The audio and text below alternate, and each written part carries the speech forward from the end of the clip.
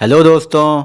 आज की इस वीडियो में हम लोग प्रतिशत को अनुपात में बदलना सीखेंगे। यानी प्रतिशत वाली संख्याओं को कैसे आसानी से अनुपात में बदला जाता है। तो बने रहें अंत तक इस छोटे से वीडियो में, और चैनल पर नए हैं तो चैनल को सब्सक्राइब करें और बेल आइकन को भी प्रेस करें। तो आइए वीडियो को शुरू करते हैं हमारी पहली प्रतिशत की संख्या से। तो यहाँ दिया हुआ है 64%, जिसे हमें अनुपात में बदलना है। तो इसमें कुल 3 स्टेप हैं। आइए एक एक करके समझते हैं। तो सबसे पहला काम हम इसमें करेंगे कि 64 को हम यहाँ पूरा पूरा 64 लिख लेंगे, यानी बिना प्रतिशत के। और जब भी हम किसी संख्या से प्रतिशत को हटाते हैं तो हमेशा उसके बटे में 100 आता है, यानी इस प्रतिशत के बदले में हम बटे में 100 लिख लेंगे। अब ये हो गया 64/100।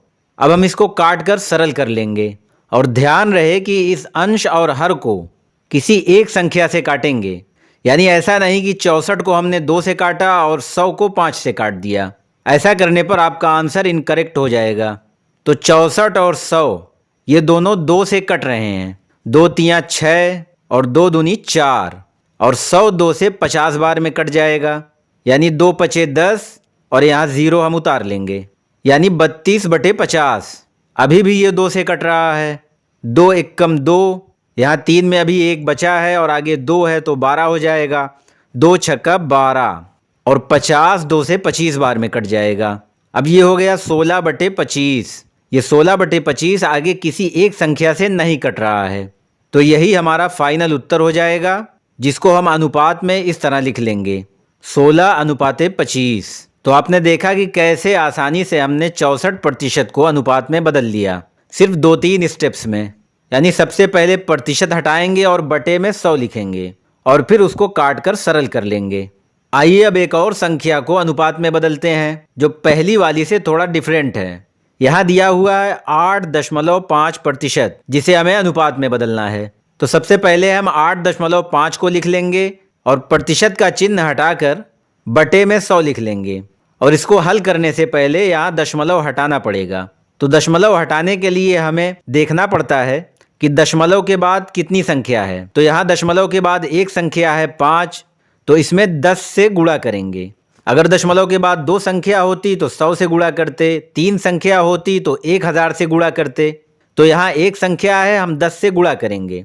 10 से गुणा करने पर दशमलव खत्म हो जाएगा। आप चाहें तो गुणा करके चेक कर सकते हैं, दशमलव यहाँ आ जाएगा, और यहाँ दशमलव किसी काम का नहीं है तो हम मान लेंगे कि दशमलव खत्म। इसी तरह जब हम अंश में 10 से गुणा करेंगे तो हमें हर में 10 से गुणा करना पड़ेगा, ये नियम है। तो 100 में 10 से गुणा करने पर यहाँ एक 0 बढ़ जाएगा, ये 1000 हो जाएगा। अब हमारी क्लियर बटे की संख्या निकल कर आई है 85/1000। अब हम इसे काट कर सरल कर लेंगे। तो आपने विभाज्यता के नियम में पढ़ा होगा कि किसी संख्या में अगर इकाई के स्थान पर 5 और 0 हो तो वो संख्या 5 से कट सकती है। यहाँ अंश में इकाई के स्थान पर 5 है और हर में इकाई के स्थान पर 0 है, तो ये संख्या 5 से कट जाएगी। आइए काटते हैं। 5 एकम 5, 8 में अभी 3 बचा है, आगे 5 है तो 35 हो जाएगा।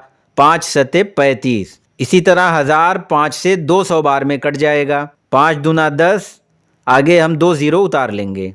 अब ये 17/200 हो गया, जो आगे किसी एक संख्या से नहीं कट रहा है। तो यही हमारा फाइनल उत्तर हो जाएगा, जिसको हम अनुपात में लिखेंगे तो 17:200, यही हमारा उत्तर हो जाएगा। आइए अंत में एक और उदाहरण देख लेते हैं, जिसमें दशमलव के बाद 2 संख्या है।